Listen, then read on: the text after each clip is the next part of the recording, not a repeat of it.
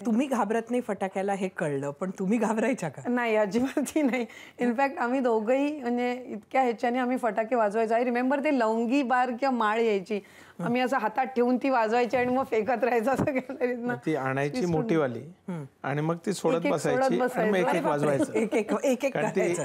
ती एकदा लावली की अर्धा मिनटं किंवा 10 सेकंदात ती उडून जाते. त्यापेक्षा ती एक एक काढून वाजवण्याची जी मजा असायची हातात धरून, ती अजून वेगळीच त्या ठिकाणी होती. म्हणजे तेव्हा फुलबाजे वगैरे मला एकदा आठवतं, बाल्कनीमध्ये आणलेले फटाके ठेवलेले होते. ही काहीतरी करत होती आणि संध्याकाळचेच फटाके आम्ही लावायच्यासाठी मी होतो, माझे चुलत भाऊ वगैरे आम्ही सगळे होतो आणि पणती बाजूला ठेवली होती आणि हिने फुलबाजा लावला आणि तिथेच बाजूला चाललंय की बाबा जरा लांब धर, पण नाही, आणि त्याच्यातला एक ठिणगी उडली आणि मग जेवढे फटाके होते, अरे बापरे, तो एक किस्सा अजूनही आठवतो. आणि बाल्कनीमध्ये आम्ही सगळे फटाके एकत्र.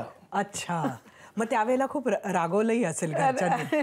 कारण ते एक तर म्हणजे एक तो थोडा असा इन्सिडेन्स होता की त्यावेळेला सगळे थोडे असे घाबरले वगैरे, पण त्याच्यापेक्षा जास्ती एकाच वेळेला सगळे फटाके संपल्याचं दुःख जास्त होतं. म्हणजे मोठ्यांचाही राग असेल आणि लहानांचाही राग असेल.